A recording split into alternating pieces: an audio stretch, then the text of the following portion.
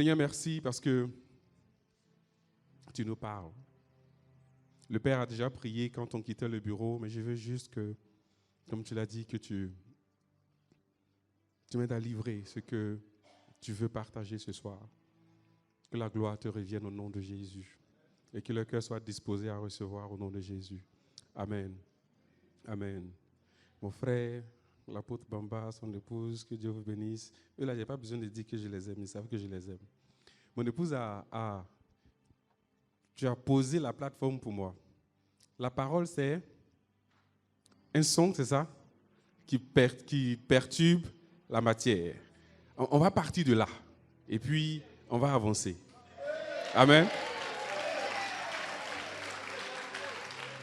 On va partir de là et puis on va développer. D'accord? Donc retenez ça. La parole, c'est un son qui perturbe la matière. Croyez-moi, on n'a pas préparé nos messages ensemble.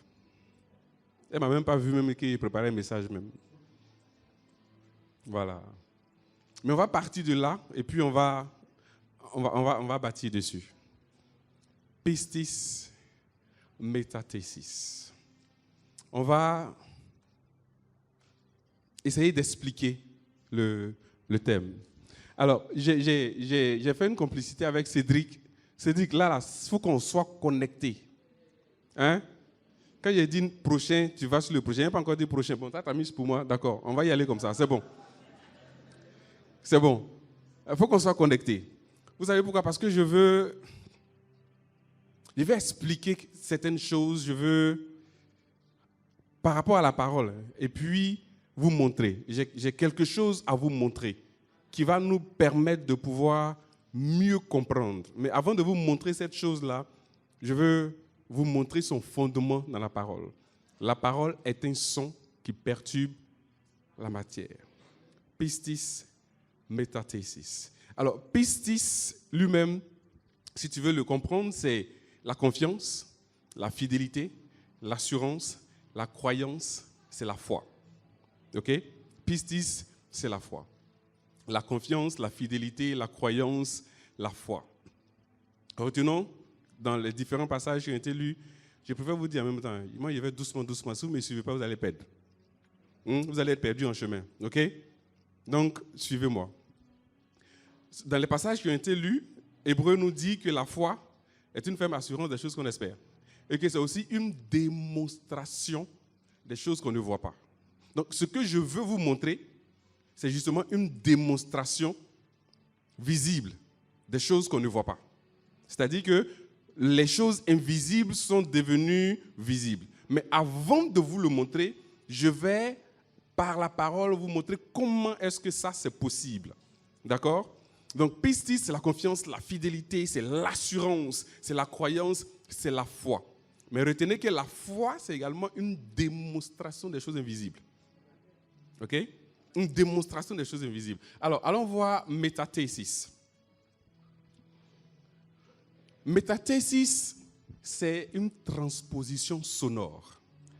La parole est une sonorité, un son. Un son qui perturbe la matière. Métathesis, si je veux le décomposer, ça c'est mon aspect, mon côté littéraire. On pense que je suis scientifique, je suis littéraire vraiment à la base. Hein? Le reste de la séance, c'est témoignage du Seigneur.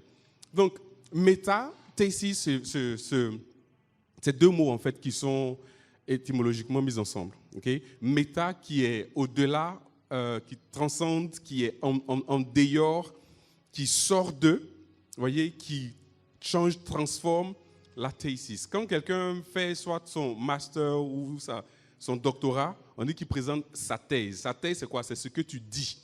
What is it that you're saying? Qu'est-ce que tu dis? Qu'est-ce que tu affirmes? Qu'est-ce que tu confirmes?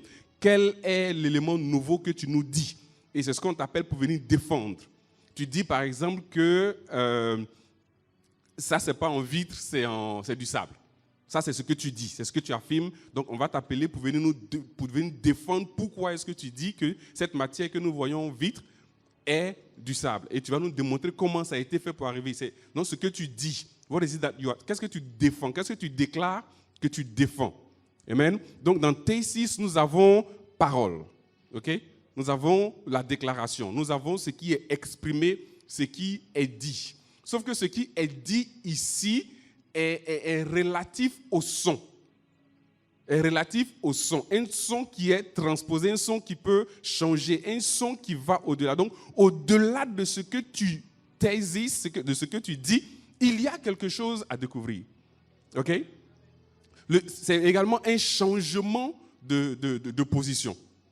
La prophétesse Bamba l'a dit hier pour l'expression grecque.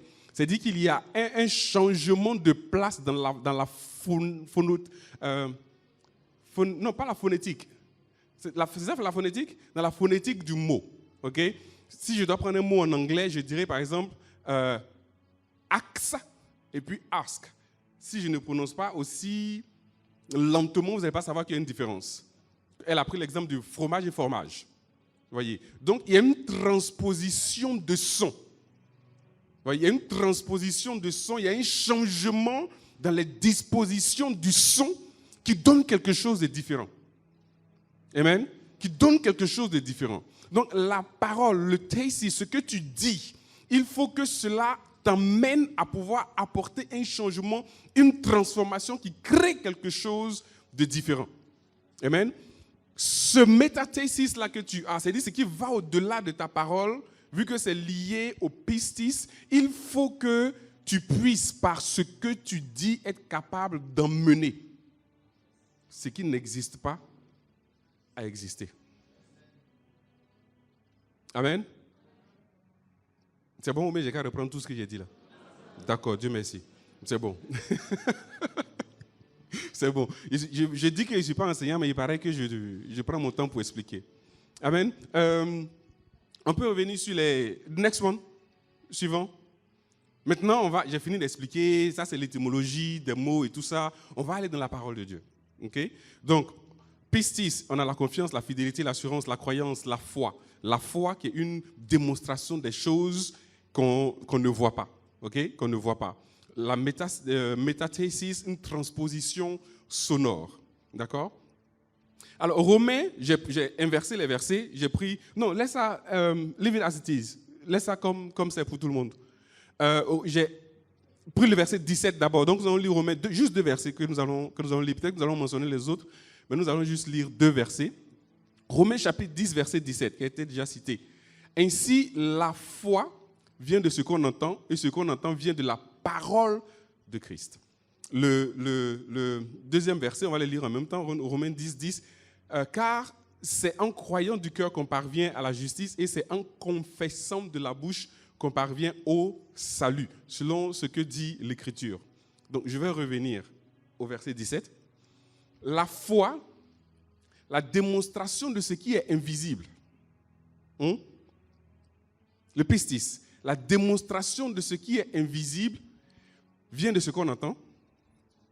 Ce qu'on entend vient de la parole. Alors, quand on dit parole, il peut y avoir la parole écrite. Mais la Bible précise ce qu'on entend. Ce qu'on écrit ne peut pas être entendu. On est d'accord?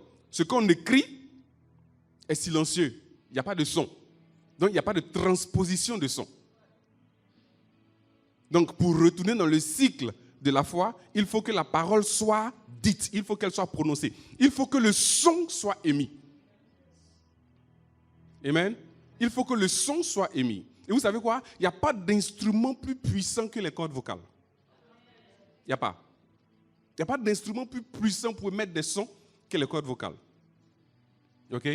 Donc, ainsi, la démonstration des choses invisibles provient du son.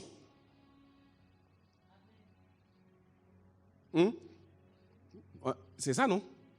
OK?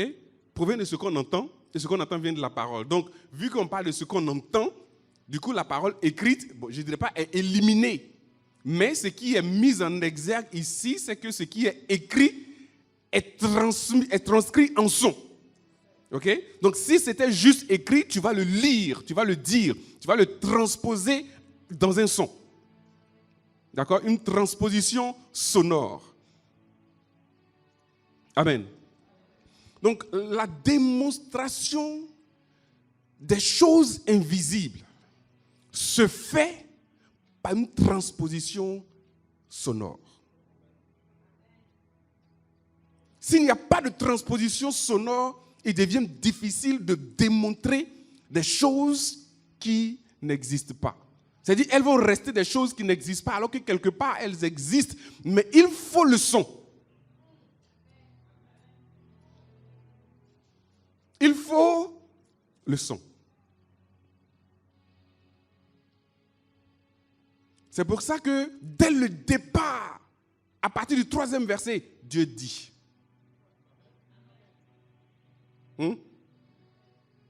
Dieu pouvait penser.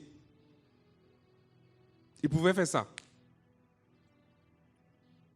Mais dès le départ, on nous montre l'importance de transcrire de façon sonore.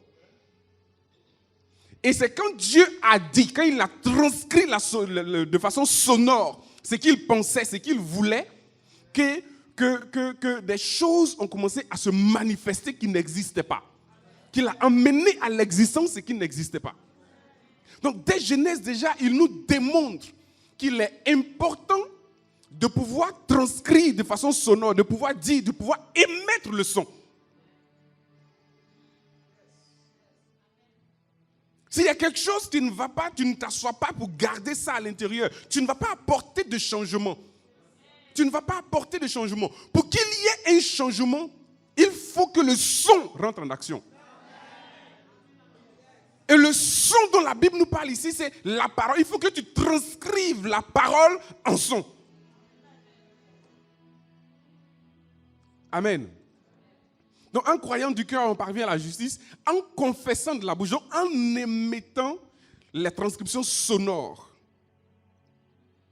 On parvient au salut. Dans le salut, on a tout. On a la guérison, on a la délivrance, on a accès au royaume. Amen. On a accès au royaume. Donc, il est important que nous comprenions que ce que nous disons ou ce que nous lisons, d'abord, ce que nous lisons, si nous croyons en ce que nous avons lu, il est important que nous puissions le transcrire de façon sonore. Il est important. Je vais vous montrer. Et puis après, je vais revenir à l'explication. D'accord? Il est important de le transcrire de façon sonore. Parce que c'est là que se trouve la démonstration visible de ce qu'on ne peut voir à l'œil nu. On peut aller au prochain slide. Et là, à chaque étape, je vais vous montrer. Je vais vous expliquer. Alors, ce slide, c'est une vidéo que je voudrais qu'on suive. Comme c'est en anglais, je vais vous expliquer. Cette vidéo a été produite par Pause. Ça a été produite, ça c'est MIT. MIT News. MIT, c'est Massachusetts Institute of Technology. Une institution scientifique qui existe depuis 1861.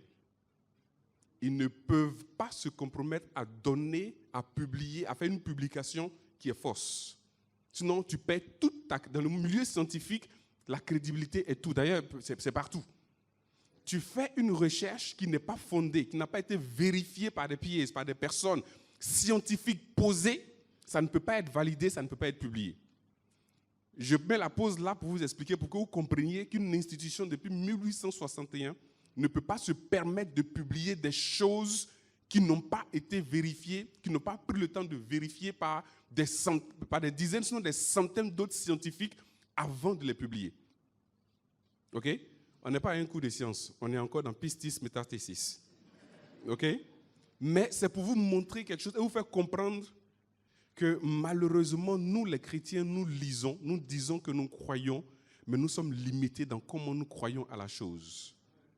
Alors, il est souvent important, Jésus le faisait souvent avec ses disciples, il les ramenait à la réalité de leur quotidien pour leur faire comprendre les choses. Dans les paraboles, par exemple, il les ramenait à la réalité. Vous voyez, quand il parlait souvent avec des disciples, c'était des images d'agriculteurs ou bien de pêcheurs. Pourquoi? Parce que c'était leur réalité, ils pouvaient mieux comprendre. Okay? Donc souvent, il faut qu'on nous ramène à des choses qui sont tangibles devant nous pour que nous puissions comprendre. Donc c'est un rapport scientifiques, vérifiés dans le monde scientifique, dans le milieu scientifique. C'est bizarre de dire qu'ils prouvent que la parole est vraie, mais ça doit être plutôt dans l'autre sens. C'est-à-dire qu'ils montrent que ce que nous sommes en train de vous dire, que le pistis metathesis est une réalité. Ma mission aujourd'hui, c'est de vous montrer ça pour que nous puissions comprendre et que ça change notre vie. Amen. Que ça change notre vie. On y va, on continue. Alors, tu mets une pause. Donc, des chercheurs de Massachusetts Institute de Technologie ont trouvé un nouveau moyen de séparer les cellules ou les particules dans le corps. Amen. En les exposant au son. Les cellules dans le corps ou des particules invisibles dans le corps, ils ont trouvé le moyen de les séparer, d'interagir sur eux par le son. D'accord? Et qu'est-ce qu'ils ont fait? C'est qu'en fait, le son, ils ont tilted. Tilted, c'est ils ont incliné le son, c'est soit horizontal, soit vertical, pour que, et ça, c'est incliné en fonction de leur volonté par rapport dans quel sens la cellule qu'on veut impacter doit partir. Donc, à partir du son, ils vont séparer des particules ou des cellules dans le corps humain. Avec quoi? Le son. OK? Donc, en inclinant le son par ces vagues sonores-là, ça change énormément de choses. Donc, on continue. Ils vont nous montrer ce qu'ils ont fait.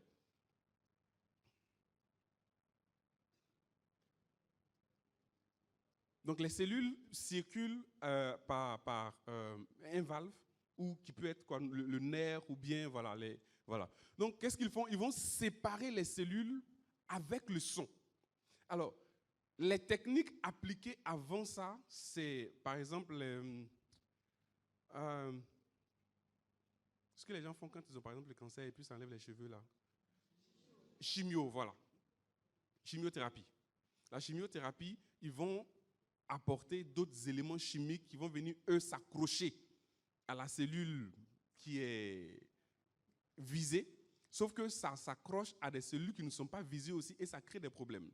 Donc, les gens sont en train de vouloir se faire traiter, mais ça peut créer d'autres choses. En fait, ça crée souvent d'autres choses qui ne sont pas nécessaires.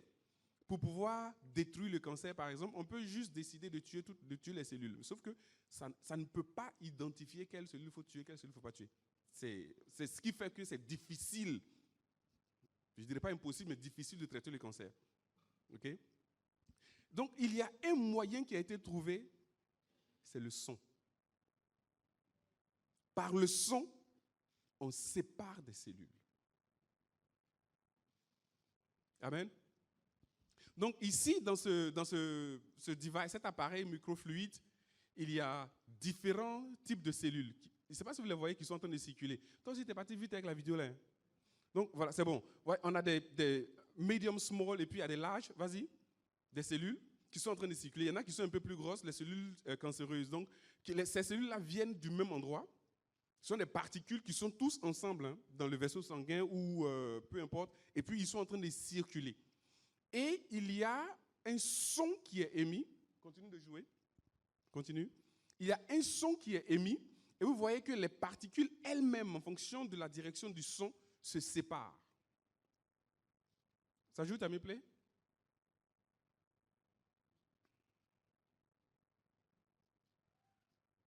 Voilà, vous voyez, les cellules se séparent. Elles ne vont plus dans la même direction. La trajectoire de chaque cellule est déterminée par le son. Selon la direction que le son veut lui donner, la trajectoire de chaque cellule est déterminée. C'est-à-dire, si c'est son globule blanc qu'on veut envoyer à gauche, on le balance à gauche. Si c'est le globule rouge qu'on veut envoyer à droite, on le balance à droite. Si c'est la cellule cancéreuse qu'on veut faire retourner dans l'autre direction, on la fait retourner dans l'autre direction par le son. Amen. Par le son. On continue.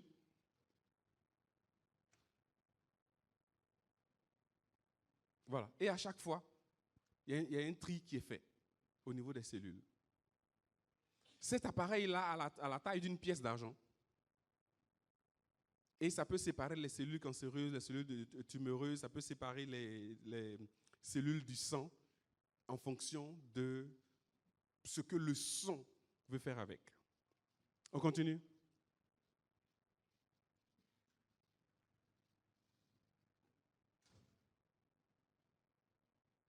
OK. Donc ici, c'est une cellule, MCF7, c'est la cellule du cancer du sein.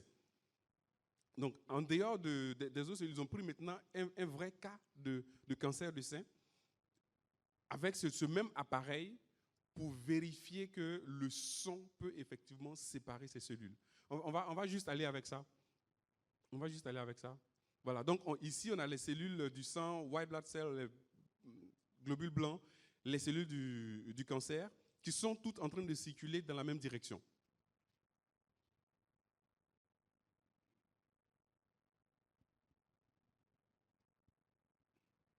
Ils viennent de la même direction, ils sont en train de partir et ils vont être séparés par le sujet acoustique. Vous voyez, ils circulent, mais regardez là, la cellule cancéreuse, elle va en haut et les globules descendent là. Pourquoi? Parce qu'avec le son, on a décidé d'isoler la cellule cancéreuse du cancer du sein dans une autre direction afin qu'on puisse l'extraire.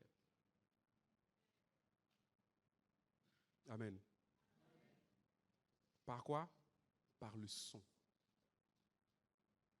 Par quoi? Par le son. Le tout premier son dont nous avons connaissance, c'est la parole. C'est la parole. Alors, si le son a la capacité de pouvoir nous faire voir des choses invisibles, parce que ces choses-là sont invisibles à l'œil nu. Et ça encore, c'est des choses qu'avec la science, nous sommes parvenus à voir. La parole a la capacité d'aller au-delà de ce qu'on peut découvrir avec le microscope pour séparer ce qui doit être séparé, pour amener à l'existence ce qui pour nous n'existe pas, mais pour Dieu est déjà là et attend le son qui sort de ta voix.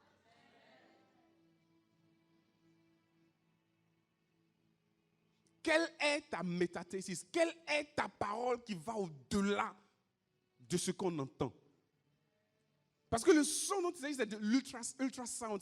C'est un son, mais qui va au-delà. C'est la thésis, mais avec le méta qui est au-delà. Quand tu dis je crois, est-ce qu'il y a un méta par derrière? Est-ce qu'il y a quelque chose par derrière qui est au-delà de ce que j'entends? Ou bien j'entends juste un son de je crois, mais il n'y a aucune puissance par derrière.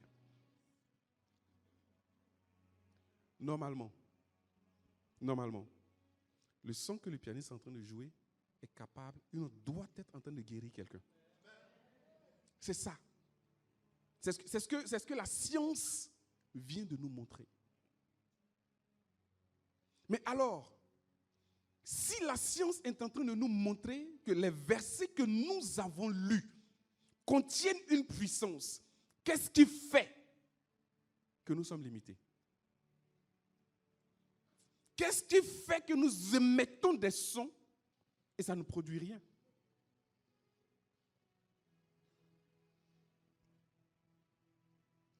Ou bien la Bible ne dit pas vrai?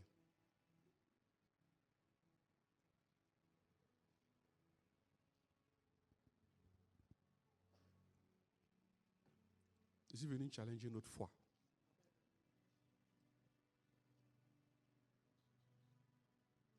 Vous savez pourquoi il n'y a plus le temps de vous expliquer MIT, Massachusetts Institute of Technology? Parce que, comme je dis, vous pouviez mettre la crédibilité de la vidéo en jeu. Mais ça, ce n'est pas un montage que j'ai fait. C'est une institution que vous pouvez aller vérifier. Vous pouvez aller sur YouTube, vous pouvez aller sur leur site pour vérifier. Alors, si eux sont capables de nous démontrer que le son est capable de faire ce genre de choses, et qu'on dit que pistis, la démonstration de ce qui n'existe pas, de ce qui est invisible, provient de ce que nous émettions un son. C'est ce que Romains 10, 17 nous dit. Hein. La foi pistis, qui est la démonstration des choses qui n'existent pas, vient du son. La science nous l'a démontré. Amen. Que des choses qu'on ne peut voir à l'œil nu. Cette machine-là a la forme d'une pièce d'argent, d'une pièce de 10 francs. Qui nous permet de voir ce qui se passe dans le sang et ce que le son est capable de faire. Et avec le pistis, nous sommes capables de pouvoir opérer dans un surnaturel du surnaturel. Mais pour être capable de pouvoir opérer dans ce surnaturel, au-delà du surnaturel, vous savez pourquoi il dit surnaturel au-delà du surnaturel? Parce qu'il y a un surnaturel dans lequel nous limitons, que la science nous a montré. Par une pièce d'argent, ils nous ont montré que ce que nous pensons impossible, l'homme peut y accéder. Mais au-delà, il y a encore beaucoup d'autres choses, dans beaucoup d'autres sphères dans lesquelles nous pouvons opérer. Mais nous ne pouvons le faire qu'en émettant un son qui provient de la parole de Jésus. Et Genèse nous le démontre très clairement. Dieu dit. Dieu émet un son. Et quand il émet un son, de nulle part, la chose arrive. De nulle part, la chose arrive. Et c'est par ce mystère-là que nous sommes capables d'ordonner à un démon de partir et il s'en va parce qu'on ne le voit pas, il est spirituel. Mais c'est la puissance du son, la parole, un son qui perturbe la matière. Pourquoi est-ce que nous ne perturbons pas la matière? Parce que nous émettons des sons qui sont vides.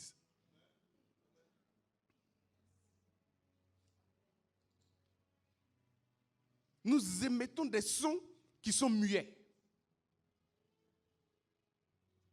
Nous émettons des sons qui ne sont pas fondés. Il y a une autre discipline en science, c'est la sonogénétique. La sonogénétique a permis de pouvoir, ça aussi vous pouvez aller vérifier, la sonogénétique a permis de pouvoir soigner des aveugles avec du son. Juste avec du son, with sound, soigner des aveugles.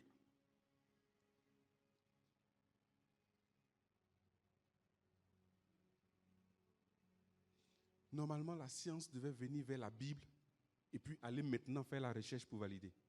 Mais aujourd'hui, on est obligé de prendre la science pour venir dire que la Bible est vraie. Parce que toutes ces choses-là sont déjà dans la Bible.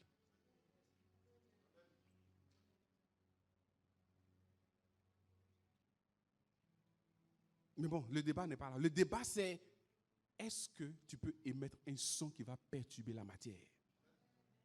Est-ce que tu peux dire une parole qui va agir dans le surnaturel? Est-ce que ta thésis a du méta qui va permettre à un pistis de se manifester? Est-ce que ta parole a de la matière? Est-ce que ta parole a du poids? Est-ce que ta parole a quelque chose? Quand tu finis cette conférence, il faut que tu sois capable, quand tu marches, de dire une parole. Et puis, toutes les fibres de ton corps sont tellement convaincues que la chose arrive.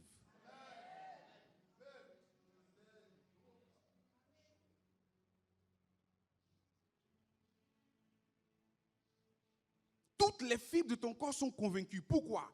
Parce qu'à compter de cet instant-là, chaque thésis que tu affirmes est basée sur quelque chose, sur la parole. Mais pour que cette thésis que tu affirmes, qui est basée sur la parole, puisse agir, il faut que ta foi en la parole soit infaillible. As long as you question the word, aussi longtemps que tu es en train de questionner encore la Bible, mais est-ce que, la thésis que tu vas sortir n'aura pas du poids?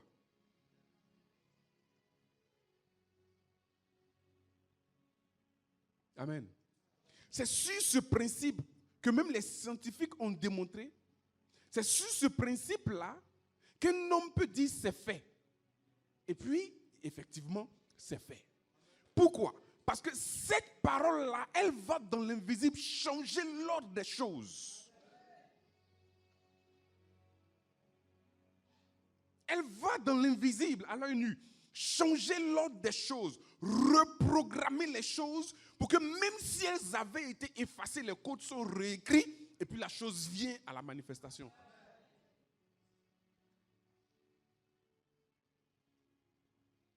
Et puis la chose vient à la manifestation. Vous avez déjà entendu des témoignages de gens qui sont paralysés et qui ont marché par la prière? À votre avis, ça arrive comment?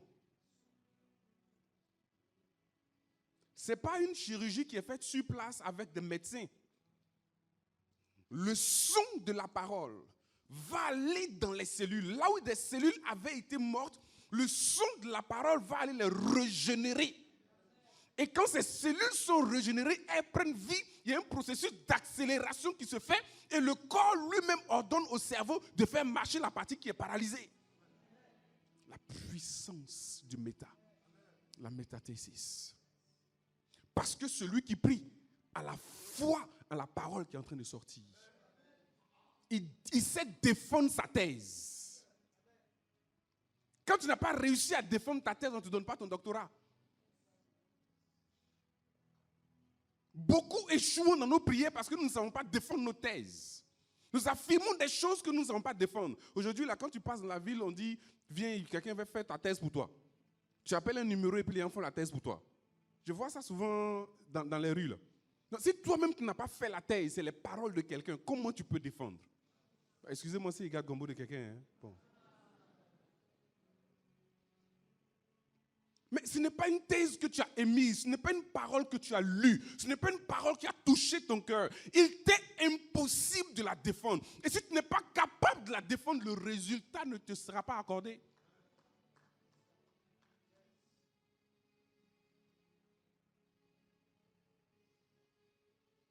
Quelle est la parole à laquelle tu crois? Quel est le degré? Malheureusement, la foi ne peut pas se mesurer, ne peut pas être quantifiée. On nous l'a dit tout à l'heure d'ailleurs. Mais la capacité de pouvoir la mesurer est définie par la manifestation de ce qui arrive quand tu agis par la foi.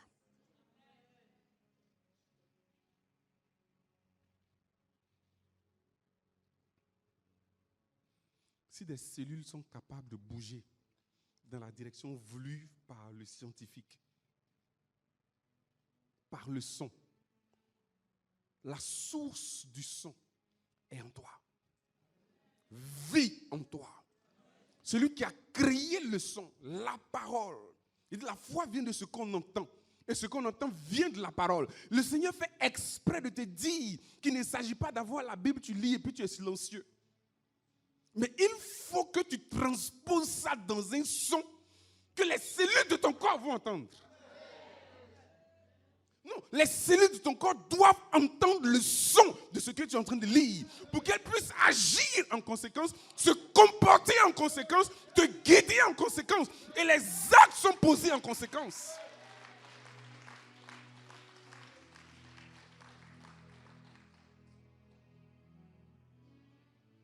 Alléluia. Vous savez, même de façon très tangible. Ça va? Oui, ça va, je suis dans la joie, ça va. Vous voyez la façon dont je dis je suis dans la joie, ça va. Mon être lui-même n'est pas en conformité avec ce que je suis en train de dire. Vous voyez, non? Donc, je lis une parole, mais elle ne s'applique pas, je ne suis pas imprégné de la chose. Le Seigneur te dit aujourd'hui, il faut que tu ajoutes du son. Il faut que tu transcrives ça en un son. Parce que les vibrations de ton corps réagissent au son. Les cellules dans ton corps réagissent au son. Les globules blancs, globules rouges réagissent au son. Quelle est la direction que tu veux donner aux cellules de ton corps? Quelle est la direction que tu donnes aux cellules de ton cerveau? Quelle est la direction que tu donnes aux cellules maladives de ton corps? Quelle est la direction que tu leur donnes? Tout dépend du son que tu émets.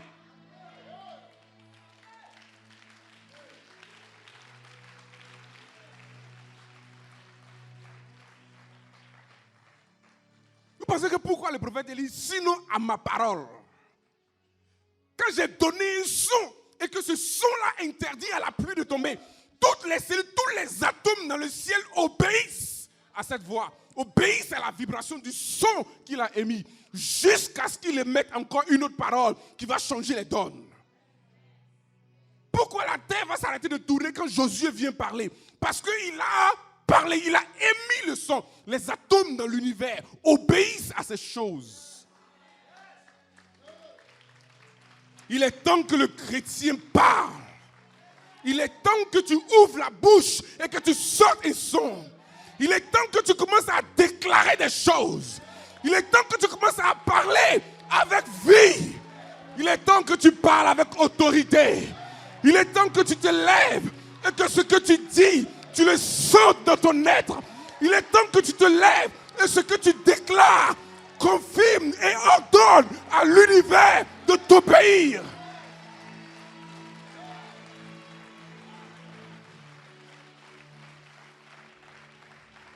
Il est temps que lorsque tu joues ta musique, il y ait quelque chose qui est dégagé et qui amène tout le monde dans la présence glorieuse de Dieu.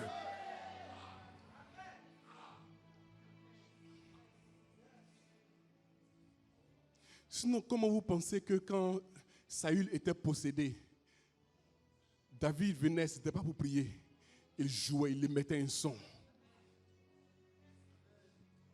Et le son agissait sur les cellules dans le corps de Saül. Frère, la science n'a pas découvert quelque chose d'extraordinaire. Elle est déjà dans la Bible, ce que nous voyons ici.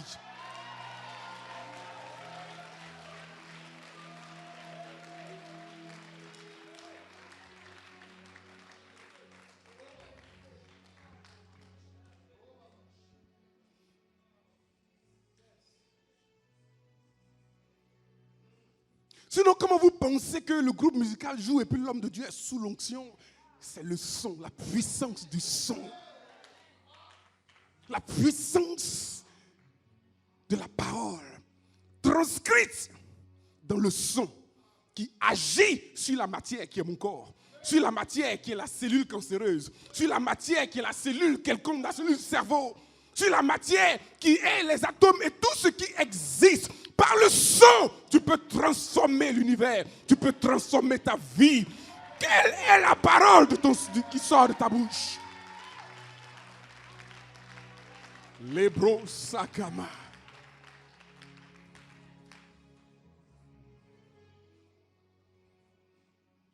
Dis à quelqu'un, il faut que tu parles. Il faut qu'un son sorte de toi.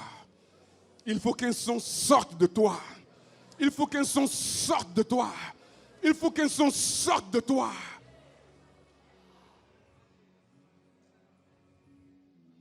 Pistis, metathesis. Que Dieu vous bénisse.